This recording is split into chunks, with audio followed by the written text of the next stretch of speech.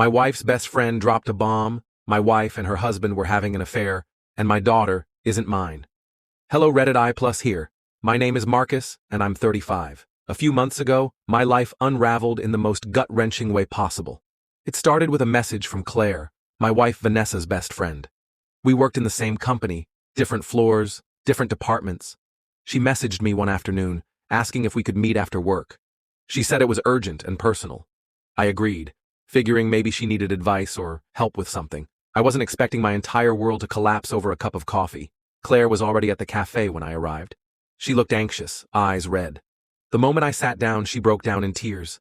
I waited, heart pounding, as she tried to collect herself. When she finally spoke, the words didn't seem real at first. I'm so sorry, Marcus. But you need to know the truth. Vanessa's been having an affair with my husband. Her voice shook, but she pressed on, desperate to get the truth out. The affair had been going on for nearly 4 years, starting not long after my wife got pregnant with our daughter Ava. Ava, who's 3 now, my little girl with the dimpled smile and my eyes. Or so I thought.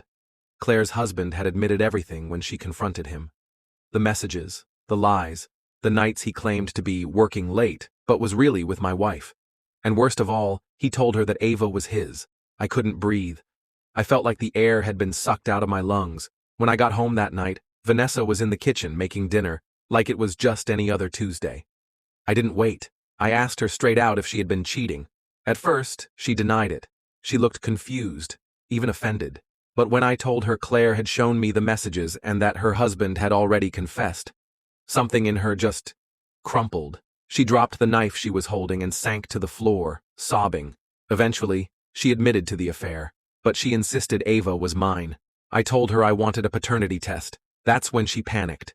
She begged me not to do it, said it would only hurt Ava, that I was her dad in every way that mattered, that biology didn't define love. But I couldn't live in the dark. I told her flat out, this wasn't just about Ava. It was about trust, about years of deception, about building a life on lies, and deep down I already knew. The day the paternity test came back, I opened the envelope in the car. Alone. Ava isn't mine. The grief that hit me was unlike anything I've ever felt. I've been there for every scraped knee, every sleepless night, every first word, and it still wasn't enough to make her mine. Vanessa tried to spin it, said she never stopped loving me, that the affair meant nothing, and that Ava still saw me as her father.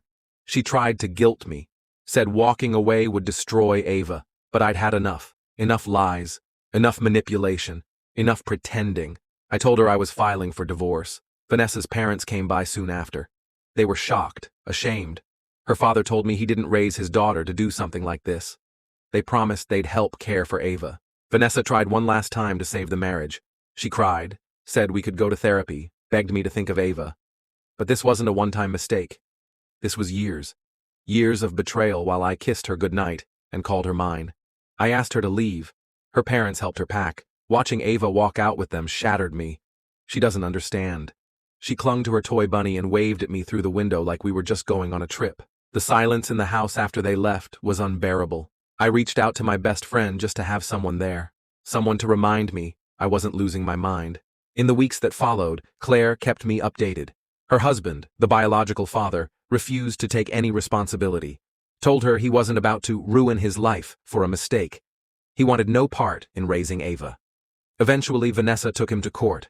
A judge ordered a paternity test. He tried to avoid it, but under threat of penalties, he complied. The test confirmed what we already knew. The judge ordered my name removed from Ava's birth certificate. Claire's husband was declared the legal father. He still doesn't want to be in her life, but at least he'll be paying child support. Retroactively, too. I've stepped back from Ava's life, but I still get occasional updates from Vanessa's parents. They send photos sometimes. She just started preschool. I can see she's happy, but I know that won't last forever.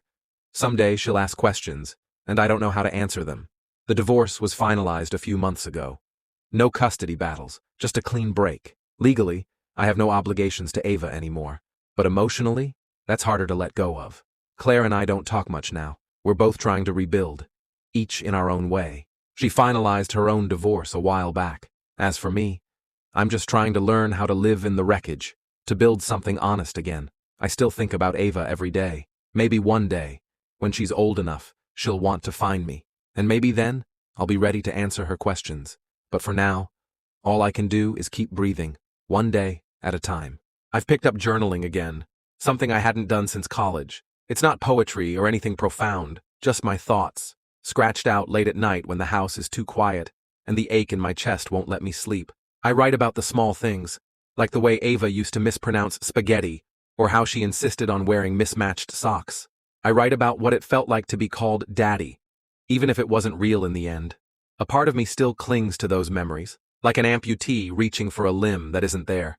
I've started therapy too. The therapist, Janine, is calm, steady, and not afraid to sit with silence. She says I need to grieve the version of my life I thought I had. That I'm not just mourning a child or a marriage, but an identity. A future that never existed. She's right. One night, about 6 weeks after the divorce, Vanessa showed up at my door. I almost didn't open it. She looked tired. Not just physically. There was something hollow in her eyes. She said she didn't come to argue or beg. She just wanted to apologize for everything, for the lies, for the betrayal, for letting things spiral so far out of control that we couldn't come back from it. She told me Ava asks about me, that she still calls me daddy sometimes, that she keeps a picture of us by her bed, one of those cheesy mall booth photos where we're both wearing sunglasses and making silly faces. I didn't know what to say, so I just nodded. I didn't cry, even though every part of me wanted to. Then she handed me a small envelope. If you ever want to write to her, she said. No pressure. I just thought, maybe someday. I kept the envelope, haven't used it yet. A few weeks ago I ran into Claire again. Grocery store of all places. We stood in the canned soup aisle, awkward and unsure of what to say. But then, like muscle memory, we fell into conversation. Just two people who knew the same storm. She's doing better, she said. Her ex moved out of state. She's going back to school part-time, starting over. We got coffee after. Just as friends. Nothing more. But it felt good, normal. Sometimes I think about love, about whether I could ever try again. I'm not ready. I'm still too broken, too full of ghosts. But I'm not closing the door forever. I just need time. And Ava, well, she's growing, I know that. I see it in the photos her grandparents send. She's lost some of her baby fat. Her hair's longer now, usually in braids. In one photo she's painting with her hands, a big, joyful mess across the canvas and her cheeks. She's happy. And maybe that's what matters right now. I don't know if I'll ever be part of her life again, but I do know this. I was there when she took her first steps. I was there when she got her first fever, holding her against my chest as she whimpered. I was there for bedtime stories, scraped knees, giggles in the bathtub. Maybe she won't remember me forever. Maybe she'll ask one day and Vanessa will tell her the truth, or some version of it, but I'll remember her, always, and sometimes that has to be enough.